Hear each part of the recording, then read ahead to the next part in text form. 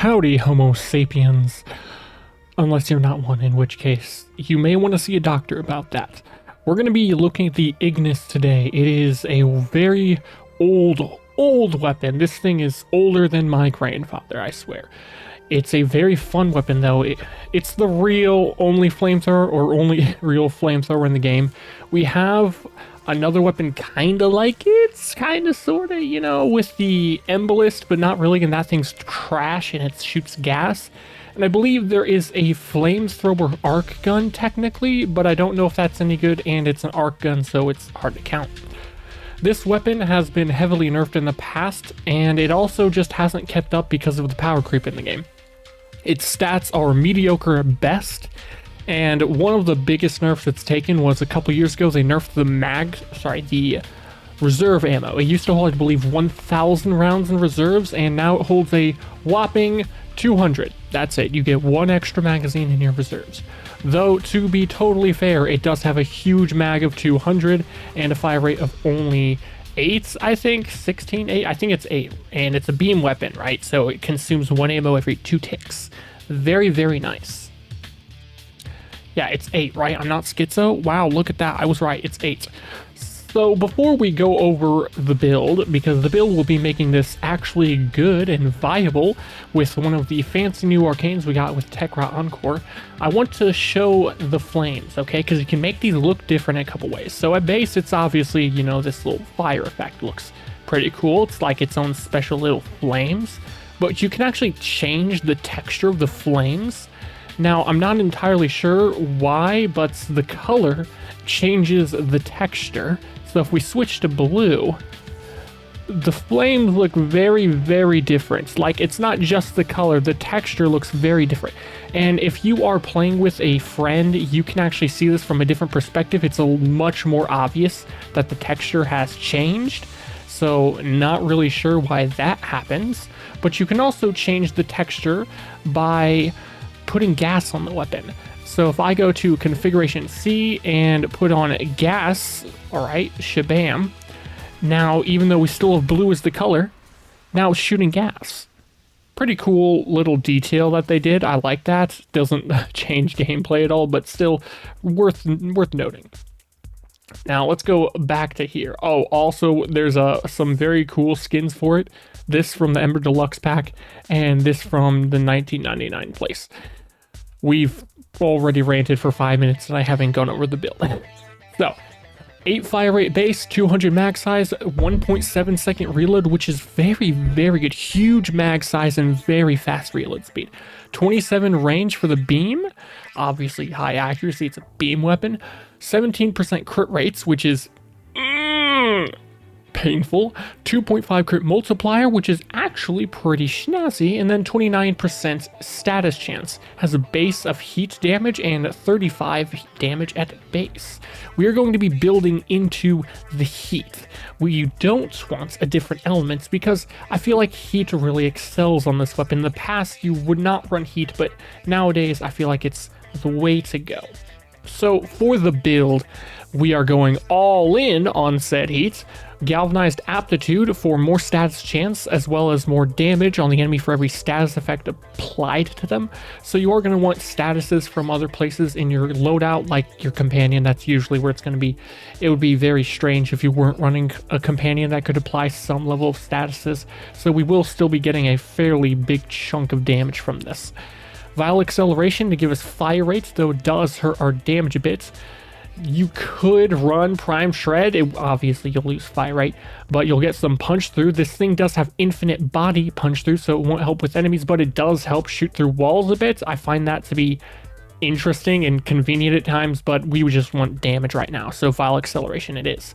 Thermite rounds for heat and status chance. We want as much heat as we can get to increase that DOT as much as we can, and status chance, the more of it means more heat procs. And we get a lot of status procs and status damage since it's a beam weapon. Rifle Elementalist for status damage, which is multiplicative. Very, very nice. And 0.6 punch through, that's there, I guess. It's a very small amount, but I'll take something for free. Critical delay for 200% crit chance and negative 20% fire rate. The negative fire rate is additive with the vial acceleration increased fire rate, so we're sitting at an actual plus 70% fire rate, so that's nice. Galvanized chamber for multi-shot, because multi-shot's obviously important, and it works multiplicatively with status damage on beam weapons, or at least that's the short version of it. Vital sense for crit damage, and finally Hellfire for another 90% heat. Rifle ammo mutation is in the Exilus slot. I do recommend unlocking the Exilus and putting either rifle ammo mutation there or ammo drum because of the weapon's ammo problems, though they're heavily reduced, the issues with ammo, with the arcane, which is the new one, primary crux. On weak point hits, gain 30% status chance and plus 6% ammo efficiency for 10 seconds, stacking up to 10 times.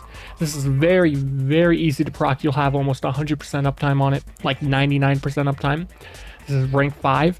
At 10 stacks, that's 300% status chance. That's a lot of status chance. And 60% ammo efficiency. This helps so much with the ammo issues, and the status chance just skyrockets. We are going to be applying so many heat procs now. It is very, very delicious. Now for our Warframe, you can see nothing affecting our damage here, no companion, and nothing else will be affecting our damage. If I want to apply viral, I'll just use this standard Bussy Prime build. It's actually Epitaph Prime, but I thought it'd be funny to name it Bussy Prime. Don't question it. Simulating the typical Kuba, help me, guys, help me, please, somebody help me. Corrupted heavy gunners, I was looking right at them. I don't know why I'm freaking losing my mind here. Now, because we have negative 15% damage on our weapon from vial acceleration, and all of the additive damage we're getting is from the gun CO, which is not going to work until we get a kill. The first kill is going to be a little bit painful. It's not too bad. There are way, way worse weapons than this for the first kill, but still kind of an oof. It'll be a lot better if you have viral on the enemy. Like if we were sitting at 10 viral stacks on that guy, he would have been melted still. Now we get all of our stacks built up. We're almost at our max stacks. We just need that last stack for a multi-shot. Please, please, please. Thank you. Now we're going to go over to these right side guys. And this is not crazy by any means, especially compared to other crazy weapons that are in the game nowadays, but I'd say this is very respectable. We are killing the enemies in what, like, assuming we don't miss our shots and we're actually applying all the heat pretty fast, it's like 3 ticks of the DOT and they're dead, and it builds up really, really fast. And this is without any priming, so no viral, no armor strip outside of the passive armor strip from heat, and we only have 1 status proc, meaning we are missing a massive, massive, massive portion of the damage bonus we would be getting from gun CO. So if you add in other statuses from your companion or whatever, it's going to be doing much, much more damage. We are going to go ahead and just shoot them with our Epitaph Prime to apply statuses, because I feel like it's a little more inconsistent to try to use the companion in the simulacrum. We're about to lose all of our stacks though, so we're gonna have to build them back up, unfortunately. So that's a yowzes. 4 viral stacks, some cold stacks, yada yada yada. You get the point. No damage stacks here yet though. There we go, there we go. We are still at 5 stacks for the multi-shot. Now we're gonna reapply this stuff and watch. Ooh, it almost killed in a single tick of the DOT. If they're at max viral, max viral, it's definitely gonna kill. Ooh, so close. Almost like 1 DOT tick. It's quite juicy. Well, the biggest upside to the Ignis, though, is not going to be its damage necessarily. It's more so going to be that it has pretty hefty range for a beam, and it's a flamethrower. You just sort of spray and pray. You don't need headshots on this thing. Literally just shoot everywhere. And because of the humongous mag size and now the 60% ammo efficiency from the arcane, we can shoot for what feels like an eternity. It's very spicy. Get all the stacks up, and then look at how slow the ammo drains. You can shoot this thing for a very, very long time. And once you have to reload, 1.7 seconds, less than 2 seconds of reload for every, 2-3 minutes of shooting? Oh, glorious. Very, very nice. Now, before we go and show this in the mission, something I do want to mention is very, very funny is Mirage. Mirage is funny with every gun in the game, but it's especially funny with Ignis because of the radius of the fire and the clones also having the fire everywhere. So here's a very standard Mirage build. We do have extra crit rate from Avenger on right now, but that's not going to matter that much. Hull mirrors is the main thing we have here. Eclipse, and I might as well cast... no, I'm not even going to cast Open and Mize. So let's respawn these enemies, and you can see the funny, because it is, well, it's funny. And I'm sure you like funny stuff. That's probably why you're watching me in the first place. I mean, that's all I'm about is funny.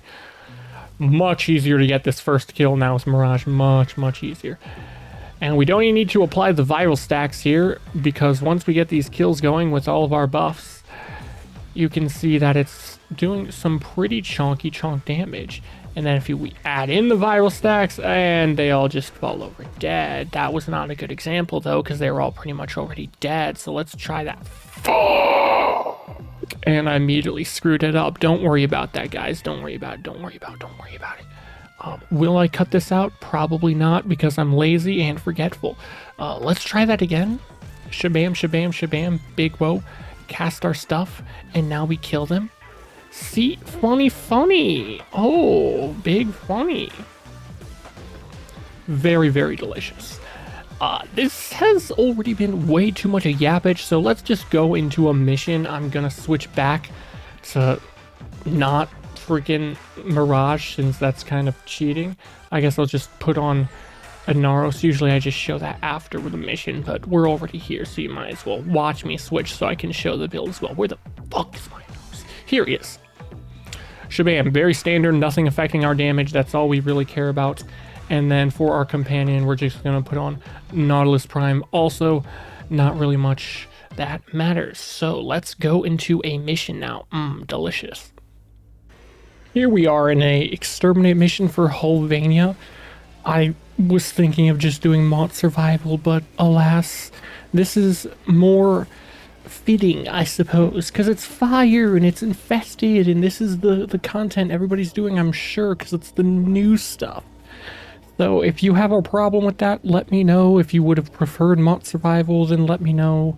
Not that it's too difficult to go and just do the mission yourself, I guess, although then you gotta like have all the stuff already on the weapon.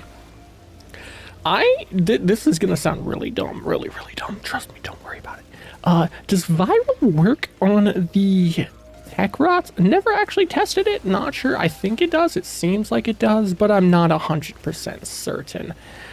Pretty sure it doesn't work on the infested that are in the one place Danos. Those guys, them suckers, are immune to viral procs. So, not sure if it works on these guys, but we're just gonna assume that it does.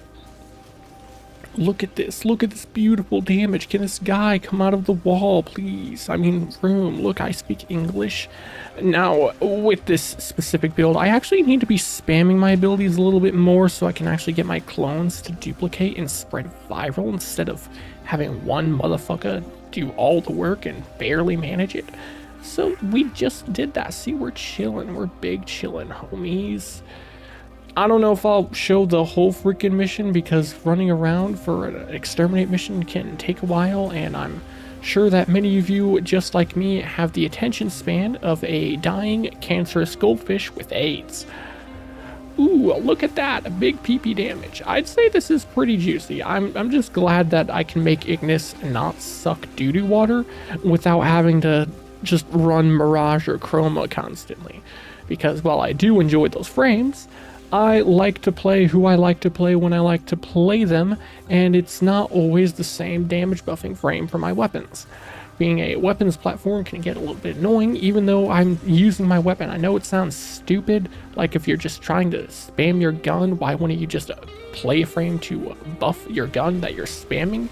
But sometimes I'm like, you know, I want to play a caster frame and use a gun, because I can. It is my God-given right to do so. My Lotus given right. And so if I want to do that, you can bet your ass I'm going to. So I would also like it so that when I do said a dumb thing, I can still kill stuff with said weapon. And in this case, it's Ignis. Very, very glad they added this arcane. It's such a big buff to the weapon. In my opinion, it's better than all the other options for it. Maybe I'm just crazy and there's a better arcane like, I don't know, freaking Merciless.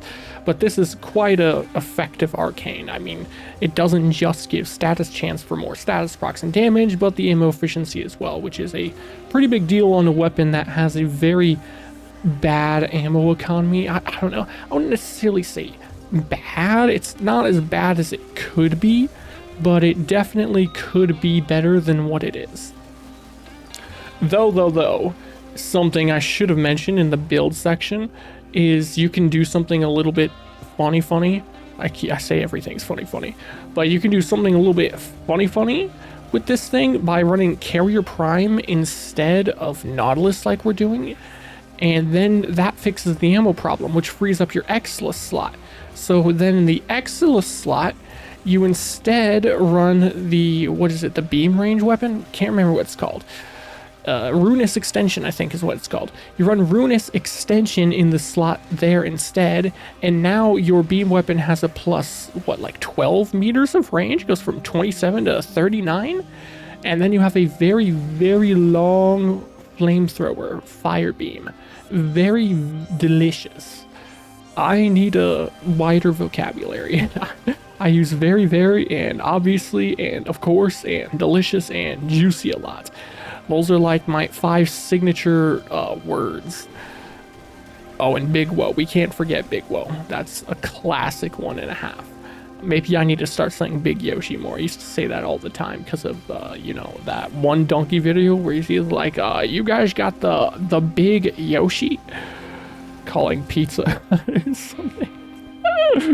If you know what I'm talking about, you're an absolute legend, and tell me in the comments. Oh my god, I will freaking give you that Glucky Gluck 5000 if you know what I mean.